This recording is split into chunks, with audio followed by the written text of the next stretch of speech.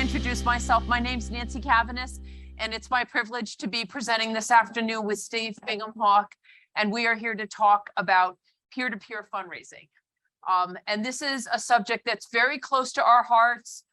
Steve and I come with a deep background as runners, cyclists, race directors, timers, pacers, charity runners, and a lot of experience in the nonprofit sector. And so, you know, to be able to talk to you this afternoon about something that is so important to us and that we have a lot of experience in is a great pleasure. So thank you for being here this afternoon at 3:15 on a long day. At least you didn't do the run this morning. So this afternoon, we have a jam-packed agenda. We're going to try to get through quite a bit of material and leave time for questions because we really want to hear from you. Not only will it make this a much more valuable presentation, but it will also help us in development of future features and trying to understand for us as account managers how to best help you. So we are going to talk about activating fundraising, doing your basic setup, making fundraising fun, making it social, charity partners, and then of course reporting. And then again, like I mentioned, we are going to leave time for some questions and answers. So we've got a lot to get through. When you think about peer-to-peer fundraising events, and we kind of wanted to do a show of hands, how many of you are doing peer-to-peer fundraising right now? Okay, when we hear the term peer-to-peer, you often think of maybe a running event or maybe a walk, right? Something in the endurance space. But time has proven that peer-to-peer events can also be cycling events, fishing derbies, scavenger hunts, bowl-a-thons, dance marathons, and a number of types of events that happen virtually now. So there really is no end to the opportunities to incorporate peer-to-peer fundraising in something that's other than a run. So for those of you that are representing different types of agencies or different types of events, we want you to be creative and sort of get out of this idea that a peer-to-peer has to be, you know, a marathon or a 5K or a charity event. Yeah, and I think virtual endurance challenge, obviously those really gained some attention and a lot more frequency of people doing them during the pandemic, but I think they still have a place. And I think I've been really happy to hear and speaking with a lot of organizers that folks are doing these hybrid formats where you're offering both the in-person and virtual format. But even, you know, in a virtual event leading up to an actual long distance where it can provide, or it can serve as sort of the training program for a marathon, for a half marathon. I think that really does have some staying power. And I think some other creative ideas people had at the pandemic that's still irrelevant are like reading marathons, right? Like for children to finish a number of books over a certain period of time. So I hope you guys will still, and you know, I encourage you all to still kind of think about those as you're moving forward. So why activating fundraising, right? So in fundraising, when we're talking about that on our platform, we're not talking about just turning on donations. We're talking about enabling the individual fundraisers and team fundraisers so that people can create their own pages where they are soliciting donations from their peers, folks in their networks. So the number one reason though, why to activate fundraising is it increases donations. Okay, that seems like a given, but I don't know if everyone always understands the power of how much. 700% more in donations are collected if you're turning on fundraising. If you're asking people to create those pages and then sharing out to their networks, you're going to see that 7-fold increase. And then we have a table here from our race trends report. You can see that I think it came out in January, so you can look back at the blog, RunSignup.blog, to get more data that's similar to this, but it kind of goes through and just shows the percentages, and it does increase, you know, 5.5% when you have donations turned on of your total revenue for the event, goes all the way up to 11.6%. Your 7-fold increase in the actual dollars amount, it's not doing that with the percentage, because the other thing that's happening is that those folks asking for donations are also soliciting people to actually join the event and participate. So the other thing that it does is it creates super supporters, and these folks are more likely to stay involved because they're having a deeper connection and relationship with the event. They're not just signing up and then going about life and then they show up on event day. They are actively engaged with you and hearing what you're doing with your mission and your cause. So that timeline, it stretches out for the whole period from when they sign up to when they actually participate. And they're more likely to invite friends and family. So that gets back to my point earlier about they're not just going to ask for donations, they're going to ask people to come and join them. So it's a more fun experience with your family and friends. And they're more likely to care about the impact of your mission. So as they become more and more familiar with you, they're asking folks in their life to support them in supporting this cause. They're going to be in tune with what you're doing for your next event or the next campaign that you're offering, and they sort of get into the fold of your whole system and organization. So that gets to expanding your funnel. We know that fundraisers are sharing because they want to reach their goal. They want folks to donate to their page to help them get to their goal. And on average, and we think it's even higher than this, but at least 5 to 10 donations are coming in every time a fundraiser is created on average. And that's something that you're not paying for, right? So if you were actually going out and looking at how you would need to pay that with a Facebook ad, it would be exponentially more, because this is free. This is an easy way for people to be exposed to your organization and get in the mix of what you're doing. So Nancy's going to talk a little bit about how you actually set up fundraising on our platform and RunSignup. Okay. So step number 1 is that you want to turn on donations. So all of you have worked on the back side of the race, and from the dashboard, you're going to be turning on your donations. And that is that's your initial step, but it is not your most important. And Steve and I just wanted to point out that across the bottom of the slide, we'll give sort of a directional map for you. So if you're on the dashboard, if you have it pulled up now, you can see exactly where we're talking about, what we're talking about. You can see the little map of that. So step 1, you're going to turn on donations. You're going to go through the general settings, starting with a goal for a race. This one's a hard one, right? But think big. Imagine more, right? And set that stretch goal. Not something that's impossible to reach, but maybe that's something that's really, really inspiring to reach. I have a little side story. I've been a race director for 25 years, and normally my race would raise about $12,500, $13,000. In the community that I came from, that was a lot. When we had our 25th, I'm like, I'm raising $25,000. They're like, that's double. I'm like, yep, it's double. And we raised $36,500. So sometimes a big stretch goal can really get you there. Another part of the start and the ending are the dates. Start it early. Keep the date out a little bit past your event. As I mentioned before, I had a race, it was Thanksgiving. People are still sort of on that high after an event on a holiday weekend, and they may still be inclined to donate the day after the event or the whole entire weekend after the event, after they've traveled and come back home. So maybe you leave that date open a little bit more. And if you leave it just as you see on the screen here, it never closes. That donation period is always available and people can continue to contribute. And that's great too. That adding the additional information in the description is so important. This is where you can really communicate, where you can really pinpoint and communicate that mission and that service and the objectives and the goal of the organization that you're raising money for. And this is key, because I know that a lot of nonprofits, a lot of organizations have worked decades on defining this for their clientele. And this is where you're able to communicate that. So be sure that you're making use of that descriptive additional information box, uploading a logo, and then adding donation levels. Because one of the key things about donors is that we want to also make it easy for donors. We want to make it easy for race directors. We want to make it easy for event directors. We want to make it easy to sign up. We want to make it easy to participate. It might not be easy to train. Okay, might not be easy to train, but we want to make all of those processes easy. So when we define some donation levels, then instead of just having an open box when it comes to donate, there's some selected information.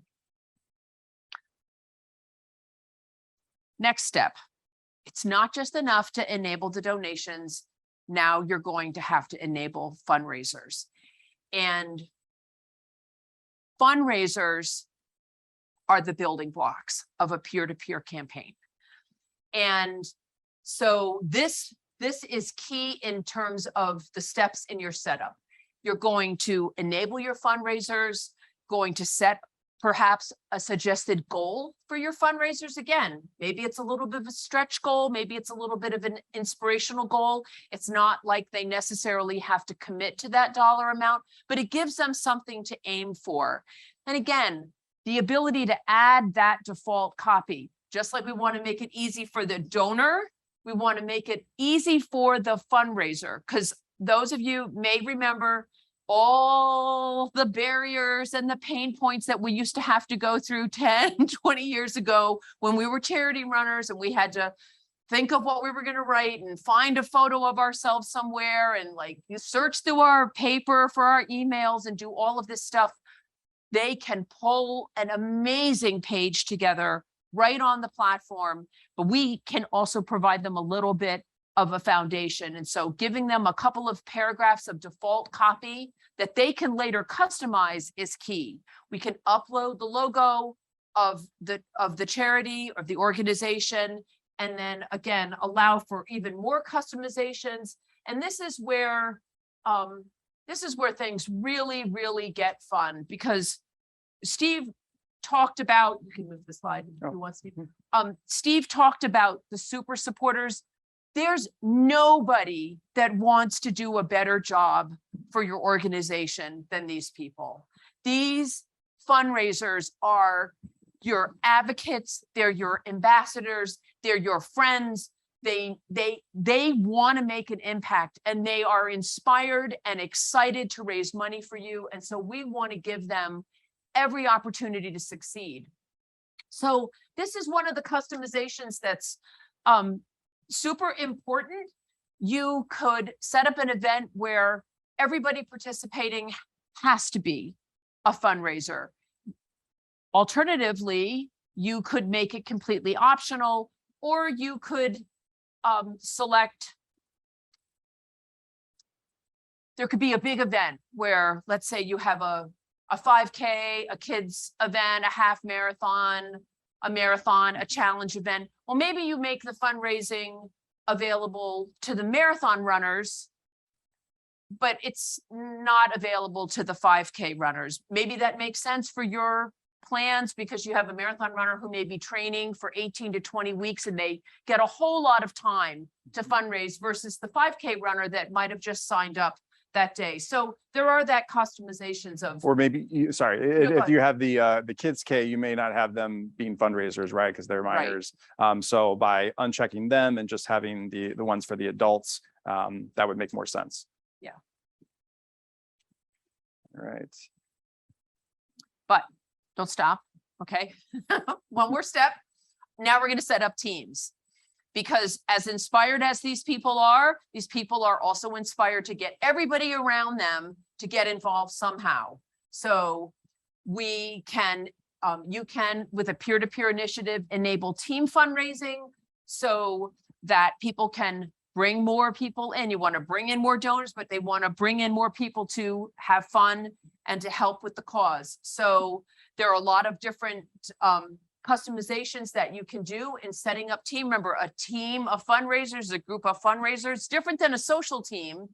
And so you can set up and use a lot of the same types of tools that you set up for an individual fundraiser. You can do the same thing for a team. You can provide goals. You can provide default copies to give them, at least give them a leg up before they decide to personalize it.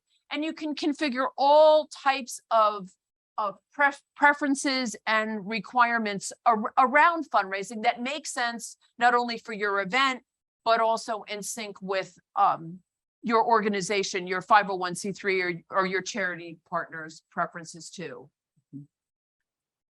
Yeah, so this is a team from an event that I, in my kind of side world as an organizer, am involved with, the Breakthrough for Brain Tumors, the Tumornators, and I just wanted to highlight, I think how special it is that team fundraising, that component to it, and not just for your individuals, but one of my favorite moments at the race is the finish line when all of these folks are wearing their custom T-shirts, they've got the signs, and are walking in memory of somebody or supporting somebody that's suffering. I think that don't be missed on that. I think that competitive, friendly non-competition sort of nature of team fundraising is really important. I know one person that saw the most return on emails that they were sending out just by sending the leaderboard link out for the teams, and saw the donation spike higher than they had with any of their other communications. People just love that recognition, like to be up at the top of the leaderboard.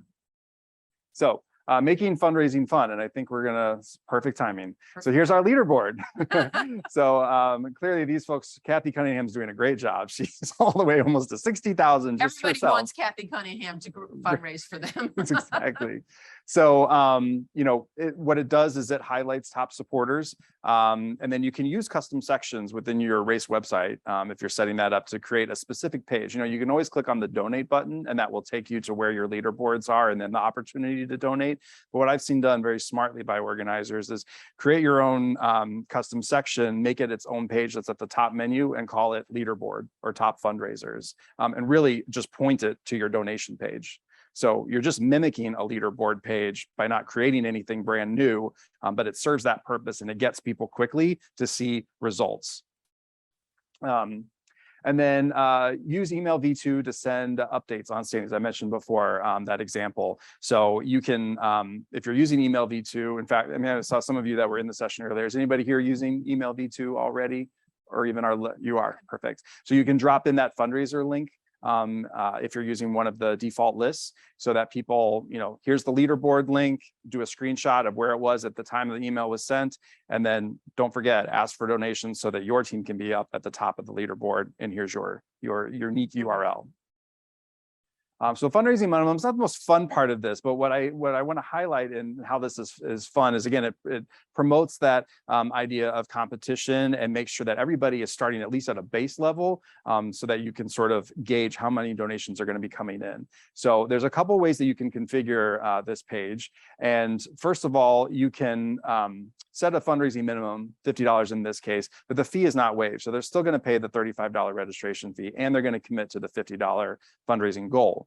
But you can also set it so that the fee is waived, so that when they check out, it's $0, but they've now committed to that $50. That makes sense for a lot of organizations, but I do want to point out that that does turn you into a little bit of what is, you know, in quotes, a bill collector, right? Because now you're chasing them, making sure that they've reached their minimum before they can actually participate in your event. So we would always recommend, for the most part, unless again there's a legacy or historical reason to do otherwise, is to not do that, you know, because they are going to, I think most people expect that they're going to pay a registration fee and then commit to a fundraising goal. And then again, there's that dashboard location where this is configured. So I think the highlight really of all the gamification elements we have here is what's happening on this slide. So encouraging progress with milestones and rewards. There's several ways that you can set these milestones. You can configure them by the amount raised, the number of donations or donors, whether they have enabled Facebook fundraising, if they're the team captain, if they're a member of a team, and if they've received their first donation, okay? And you can use our default badges or upload your own. And you'll see here, these are default ones that we have already preloaded for you to use with the pink and blue gradient, and then the hexagon black shape. So they're perfectly stylized, all within the same family and sort of branding, but you can also include your own, which I'll give an example of that on the next slide. But a common reward that you can give to folks once you've set your levels is a actual financial refund. So you can promise folks that, you know, in the earlier slides, we were talking about don't pay anything and then organize or fundraise and reach your goal, and then you didn't have to pay your registration fee. The other way of doing it is you pay that registration fee up front, but I'm going to refund it to you once you get to your goal. So that's how you can make that happen or fulfill that. Or you can use what I call DIY custom rewards, which I'm going to get to in a slide. First, this is an example of a fundraising page that's using both default milestone badges as well as custom. So the custom one is this number of donors here with the cycling wheel right behind it. You can see that Benson is well on his way to his goal. So everyone at default has the goal thermometer on their fundraising page. There's that story that Nancy was talking about that you give default copies to, but they can customize all within the registration flow, or they can go back and do it later. And then what I love here is you can scroll through the achievements that they've reached with their different milestones and badges that they've actually reached. But if you click on view all achievements, that next screen pops up with the trophy case, and anything that's in full color is what he has already achieved. Anything that is in the grayscale is something yet to be achieved. So they can see not only how have I done, but what should I be working towards to do next? So beyond refunds, exclusive swag items, right? So a hoodie, sweatshirt, in this case for a Slackline event, give them an amazing jersey, and you can write that out in the milestone of what they're going to receive. And you could even make your custom badge the actual jersey itself. So it really hits home like, whoa, I'm getting that, cool. The other one that I think is really key, and of course people like swag and like to get apparel and things like that, but you know, a lot of people, that is not important to them. They want to know how their contributions, their effort are actually making a difference in a cause that they care about. So in this case, this group has put in, if you have raised $1,000, you could help paint a Habitat home. So that's a very tangible milestone that you made happen because you reached that $1,000 goal. So tell people what that money is going to, or you got to your first milestone of $50 and that paid for a mammogram. Yeah. So I just did some badges for a race that was raising for food insecurity. And according to Feeding America, because we know that over the pandemic, food insecurity became a real problem, if it wasn't already. And Feeding America estimates that for every single dollar that is donated, it pays for 10 meals. So you can imagine, as I was creating these badges around food insecurity, every time it went up $50 and it said, you just paid for this many meals, you just provided this many meals, by the time it was 100, 250, 500, it was staggering and inspiring, like how many meals this person had provided by their fundraising efforts. Awesome example. And on-site perks. So we know that one way, and it can be a really cost-effective way, is just to give people space, especially when you're working on your team fundraising milestones, to be able to give them their own nook at the event site where they can stash their bags, where they can cater and have breakfast. And maybe that's only available to folks that have reached a certain level. Okay. So in the beginning, I said, we were going to talk about how to make it fun and how to make it social. And fundraising can be a lot of fun. And in fact, so fun that a lot of events will change the name fundraising to fundraising or friend raising, or they won't call their fundraisers fundraisers, they'll call them champions, or all sorts of wonderful names, because at the end of the day, pulling together as an individual and then as a team for something that you care deeply about is just an act of generosity and comes with a lot of fun and social perks. So one of the starting points is your fundraiser's ability to create a custom campaign. So Steve showed you a page before, but having a page that is truly yours with your photo, your story, maybe a slideshow, some descriptive explanation for why this cause is so important to you. Both Steve and I are honored to be working with the Tunnel to Towers Foundation now on a number of their events that they have brought onto the platform this year. And the fundraising pages, the amount of money that is being raised and the stories that are being shared around 9/11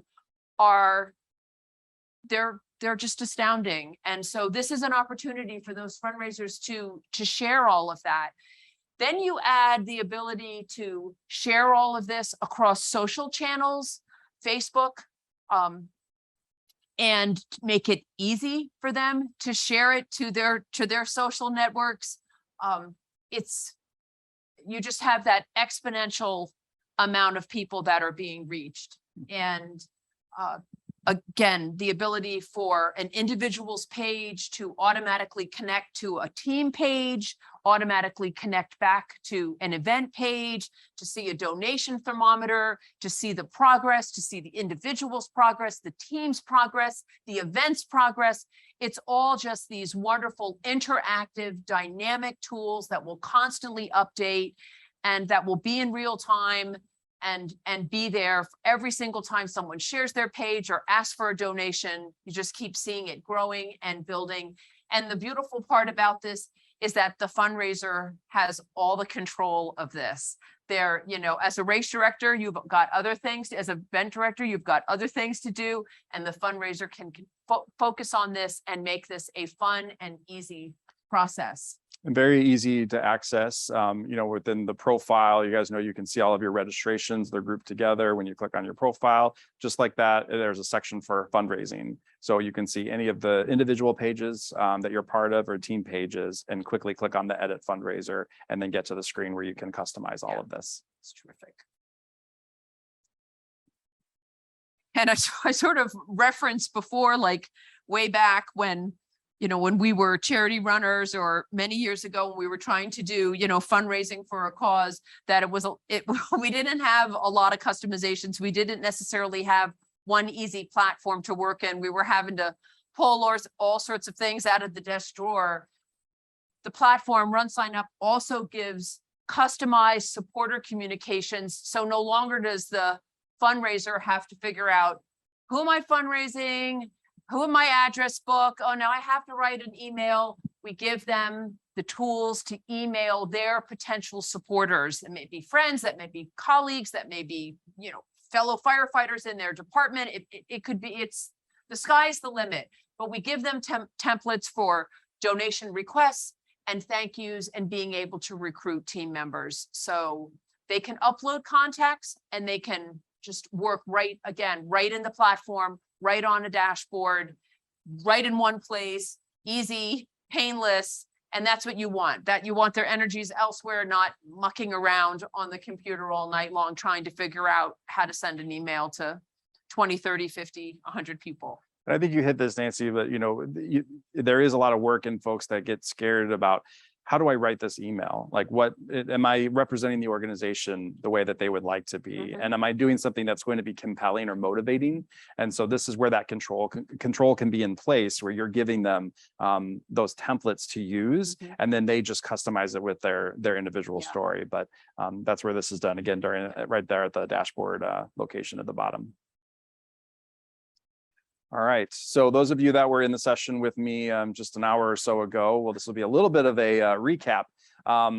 But Email V2, very powerful tool. Obviously, our new and enhanced version of email marketing, a step up from our legacy program, I think all would agree. And we literally built it from the ground up. So we started over so that we could produce something that really mimicked a lot of other you know, more developed, more mature email platforms, like maybe if some of you have used and paid for that. But here you're getting all of that power and all that customization and the integration with your data of folks that are registering and making donations. So you're not importing that data into a third party. You're getting all of that for free.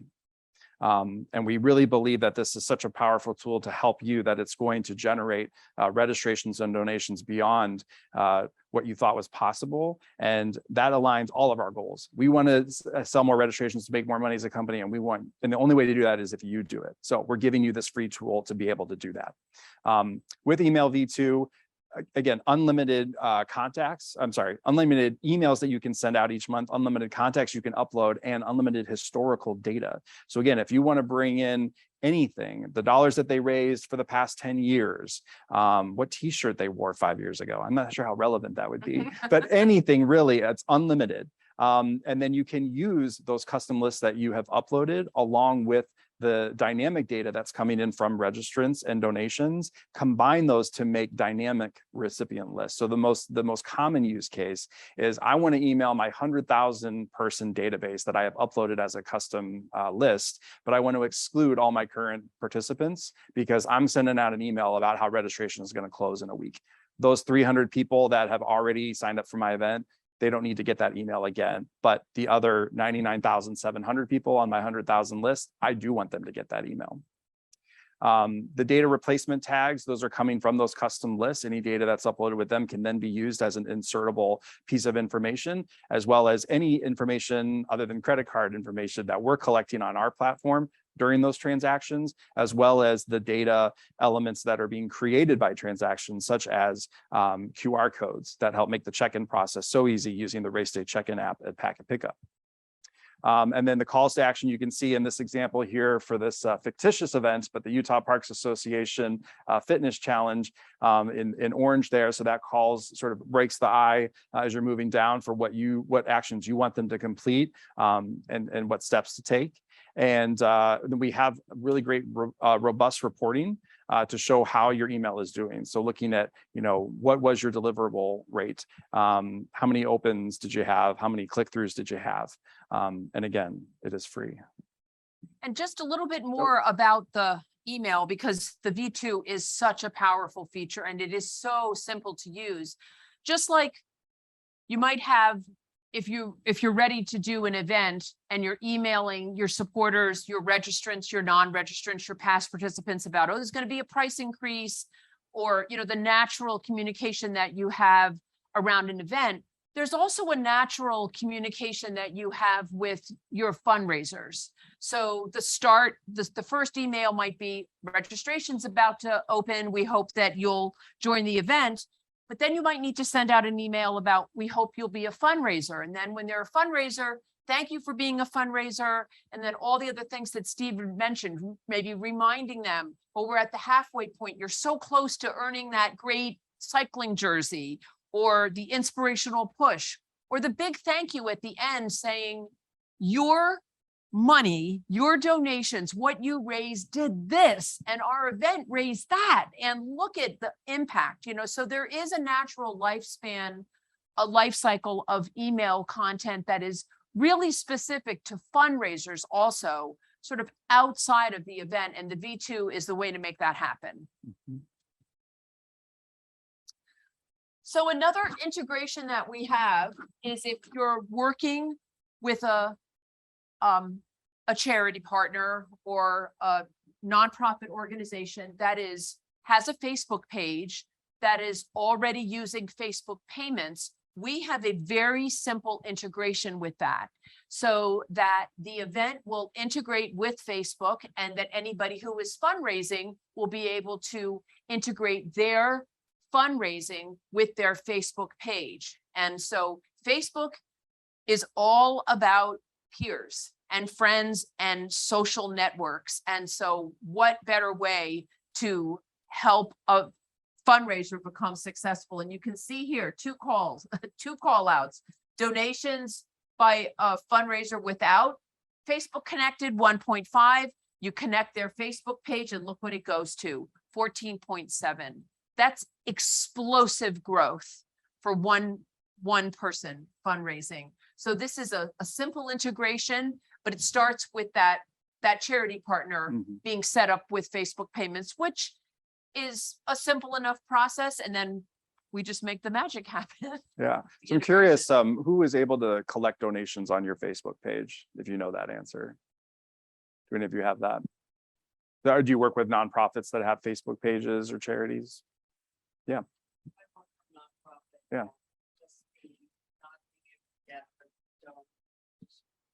Yeah. Yes, it is.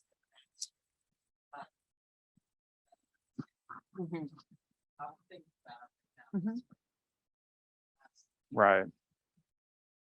I've heard that as well. Yeah. So yeah. So for people without this experience, for privacy reasons, then when people are making those donations, you are getting the money that is coming over to RunSignup, but you're just going to see it as a Facebook donation. And then on Facebook, you also struggle to actually see who has made that donation. Yeah. But you might just we still get the money. Exactly. And you might decide that that's enough.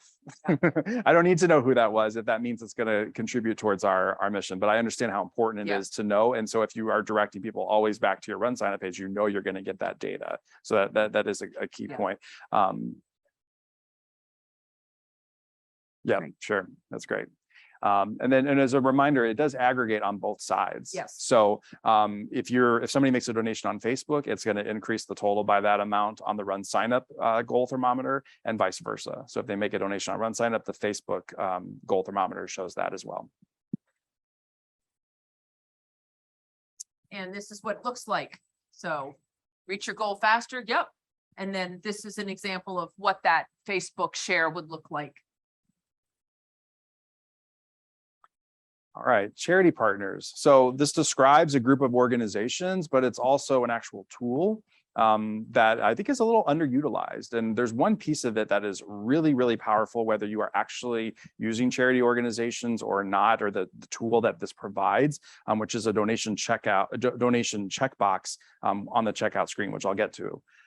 So why would you use the charity tools, charity partner tool? So if you've gotten multiple charities and you want to give the flexibility to your registrants and your fundraisers to be able to choose where their donation is going to, you would want to use this. So you can set up as many charities as you want. And when you do that, it actually creates an account for them. They have their own dashboard that they can log into on RunSignup. And if they've registered for a race or if they're fundraising for something else, all of that appears within their profile when they click on their profile page. This is a great option when you're offering an in-person and a virtual event. So going back to like the Feeding America, maybe the in-person is raising for your local food bank, but maybe the virtual runners can raise money for a more national organization around food insecurity, or, maybe your local breast cancer, and then maybe Komen, or, on and on and on. So that's, just another opportunity to broaden that.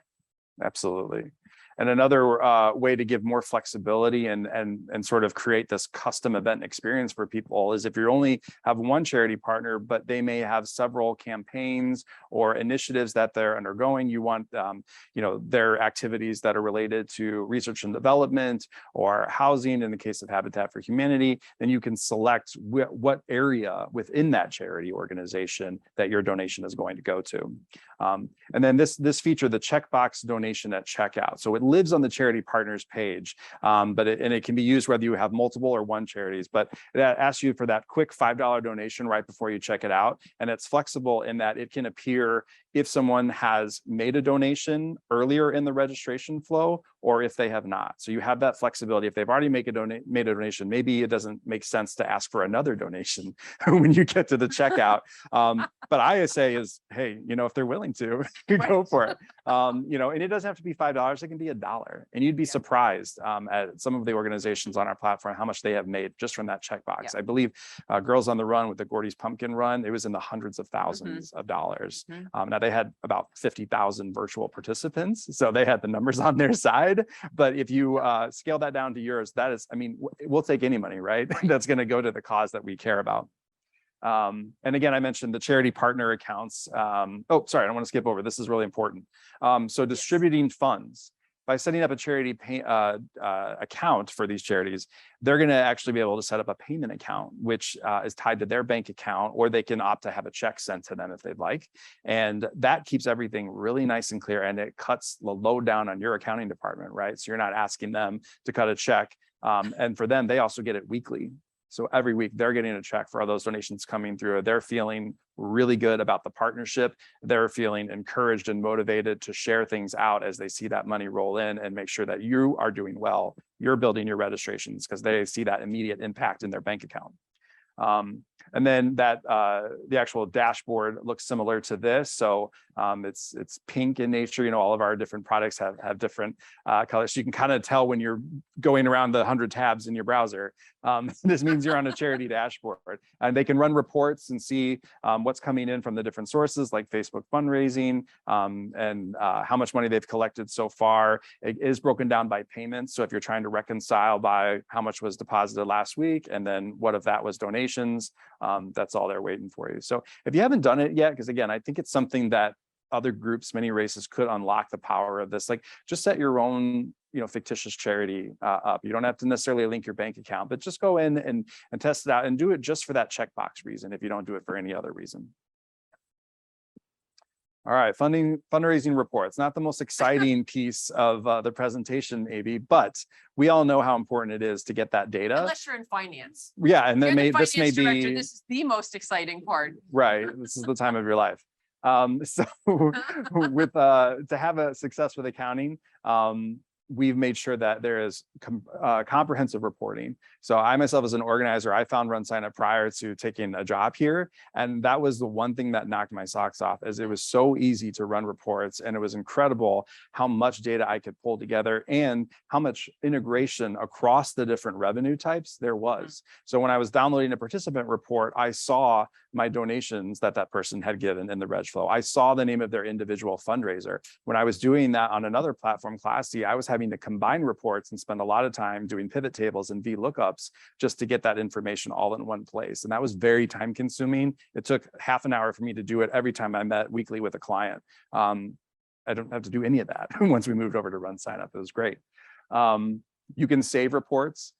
So that, and that saves the customization for what fields you want to show. So then you can come back to them at a later period, run them, and it's going to pull all that information up to the point of the time that you're actually running the report. So it's a dynamic saved report.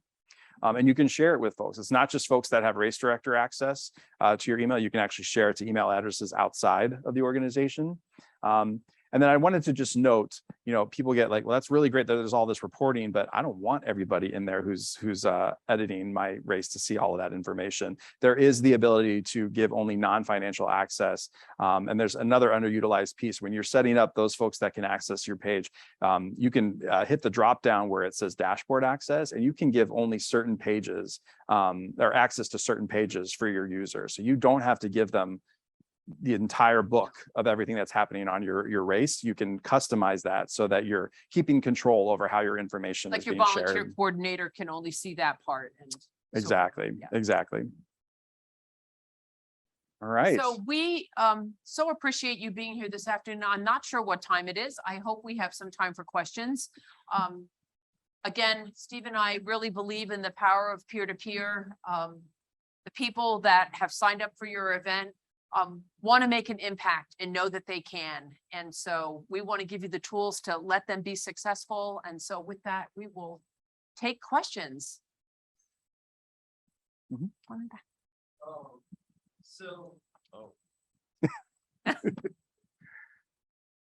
So with my company that I work for, I've found that when we just do regular donations compared to like levels of donations, we tend to raise more. Is there like any numbers or statistics behind using levels of donation? And interesting. So instead of, this is talking to that basic donation setup where you can set up a level like do $5 or $10. So it's a one-click donation. So you're saying that when it's just editable, no, it's not defined. Interesting. Yeah, we tend to do slightly better doing that. And interesting. that's one thing that I feel like the people of Virginia Beach do a very good job of, is registering and then donating. That's great. I don't know if there was anything. Yeah, it's very curious because I think the idea behind those levels was to make it a little bit easier. It's like a one-click process. So instead of typing 500, I'm just clicking the box that says 5 for $5 and then I move on. So it's an easier choice, right? It's less clicks, but that's, I don't have the data to answer your question on that, but we can follow up on that. Article or data on that either. But I think that's one of those know your audience. Right. Again, go with, what works. You certainly don't want to change what works. Yeah. Yeah. Thank you for that. Sure. We have a 3-day bike ride that my Rotary Club puts on, and we are max out at 85 riders. They all pay $500 just to ride. Then they have to raise $1,000. And we did away with the fundraising levels. And last year we raised $227,000 plus another 40 from sponsors. This year, we're 2 months out from the ride. We've already got $260,000 in individual fundraiser donations and $55,000 in sponsorship, because we set a goal of $500,000 this year. I love it. So, and I mean, we literally doubled it, but taking away those levels of, participation and donations just caused our stuff. There was no limit at that point. Great. And do you mean by, when you say levels, are you referring to incentive levels to say, I want you to reach $500 and then you get a t-shirt, and if you get to 100?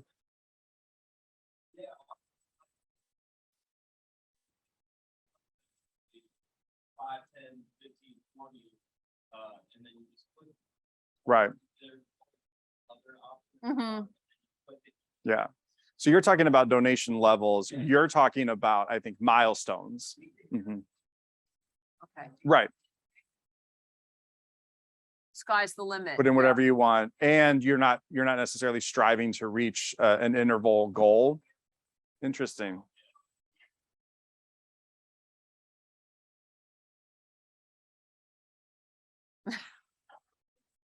Had you always done the writing?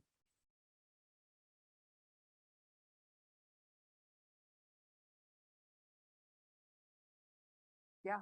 Had you always offered the rider cap as an incentive for $1,000? That was new?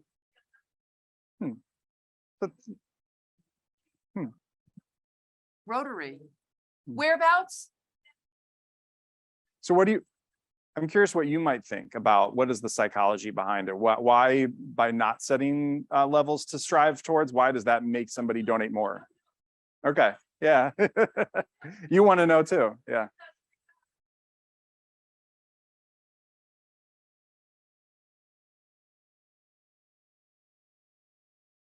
Right.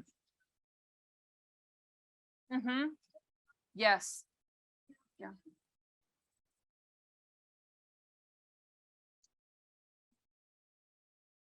Mm, Mm-hmm. yeah.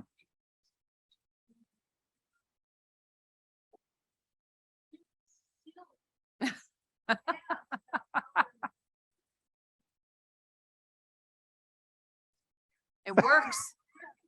Yeah. That's awesome. They're content creators for you for There you free. go. It's awesome.